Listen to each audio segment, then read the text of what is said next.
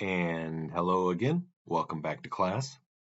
This week we are looking at registering your systematic review or scoping review. So, why register? Well, the process is potentially required by the journal that you might want to submit to.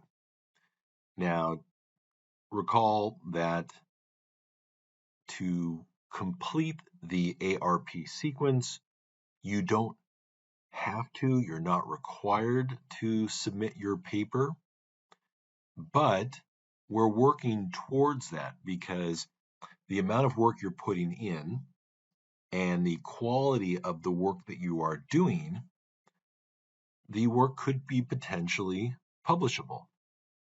And if you're putting in all that effort, you might as well take a chance. And when I say take a chance, that doesn't mean you're rolling the dice and hope that somebody likes it, but rather you are again, putting in the effort, you are doing this scholarly project, and if you are able to come up with valuable results that should be disseminated, you should do that for the good of your profession.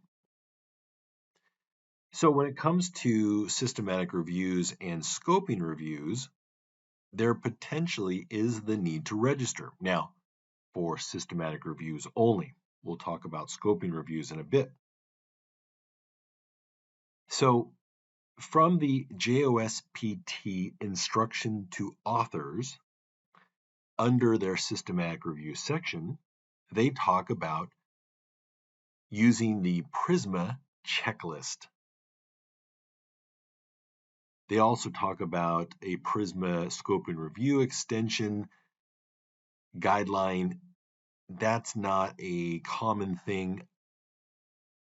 It's something that could be done, but typically scoping reviews do not have that requirement. So in general, we'll say that scope and reviews do not need to be registered. So how common is this? Well, you got to take a look at journal by journal. For example, the International Journal of Sports Physical Therapy, I've published a lot in this one. They don't require, they suggest registration, but it's not required. Now, PRISMA is not the registration. I'm going to talk about PRISMA and Prospero here in a moment. But getting back to my previous point here, just because a particular journal will accept a systematic review or a scoping review, it does not mean that registration is mandatory. A couple other journals here just to illustrate that point. The first one there, JAAPA, Your Professional Journal, it does not even accept systematic reviews. I was not able to find that as part of the types of documents that they publish. So that's why it's important to look at particular journals, because some journals will only publish certain types of manuscripts. Here's a different one, an open access journal, Virtual Worlds. And the reason I bring this one up is because I'm talking to one of your classmates about it. And down below here, they talk about systematic reviews should follow the PRISMA guidelines. We'll come back to that journal in a bit. So PRISMA has established a checklist, which is a way to make sure that you've essentially covered everything that needs to be covered in a systematic review. And so if you go to the PRISMA checklist and download it, this is only just a little small screen grab of it there. You can look to see that, okay, did I, in my title, identify the report as a systematic review? And check, yes. And so you go through and make sure that you have addressed all of those potential things.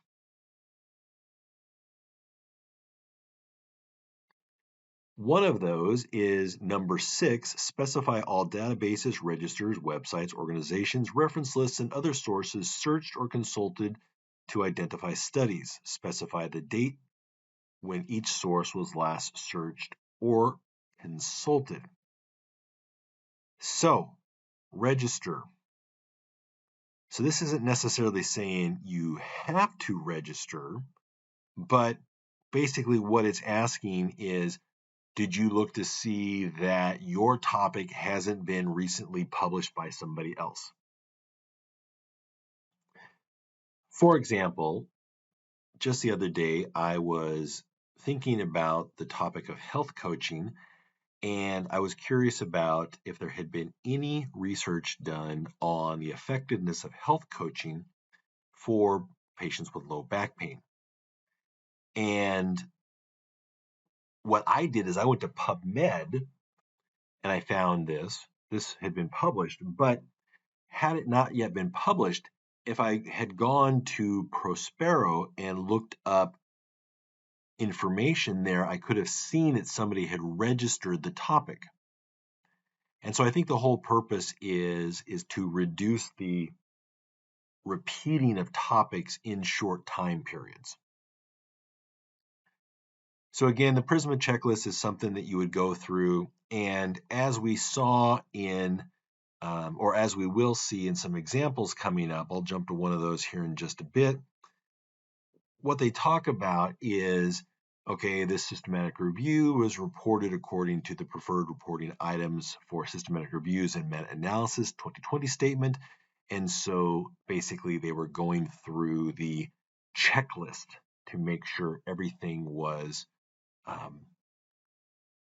included and reviewed. The other nice thing about the Prisma is, and this is required in a lot of the systematic reviews, is a flow diagram. And the flow diagram here illustrates the identification and screening process and the inclusion and exclusion of different articles. Again, just another small screen grab here, but you're able to download this information, enter in the appropriate numbers from your particular search, and then publish that. If you are interested in exploring more about the Prisma, if you're doing a systematic review, there are a couple short videos here which can provide some more background information. Now, the Prisma is not a site to register with, but again, to kind of, maybe the best way of describing it is making sure that you have included everything in your systematic review that's necessary to include, or to at least make you think about or consider everything that should be included in that systematic review.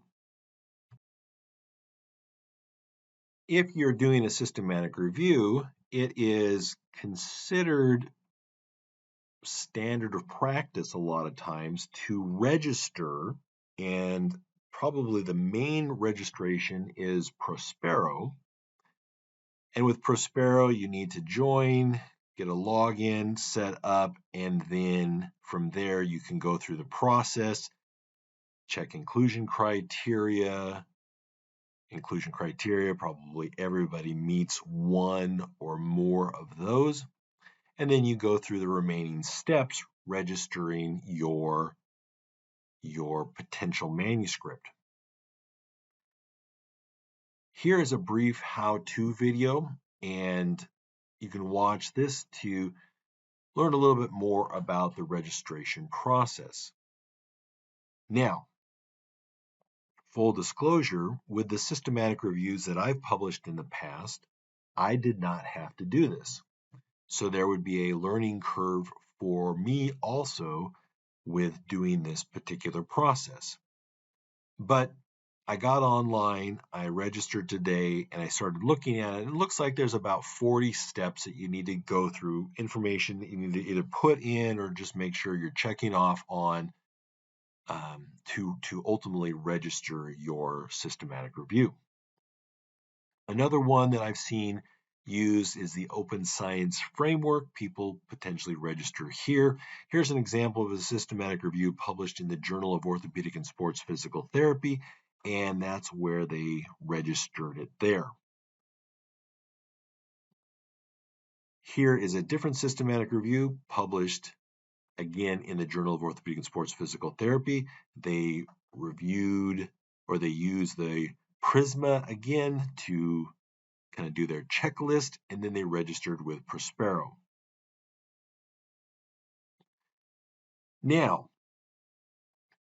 is Prospero or the Open Science Framework required for all systematic reviews? And the answer is it doesn't appear to be. Here is an article published in Sports Health. Sports Health is a collaborative journal between orthopedic surgeons, orthopedic physical therapists, and athletic trainers. And in this article, the PRISMA checklist was used to gauge the quality of the systematic review, but nothing else was reported regarding the use of Prospero. And if we go to the Sports Health Journal website and look for the instruction for authors, there's a link for what they want for systematic reviews, and they actually have a checklist form.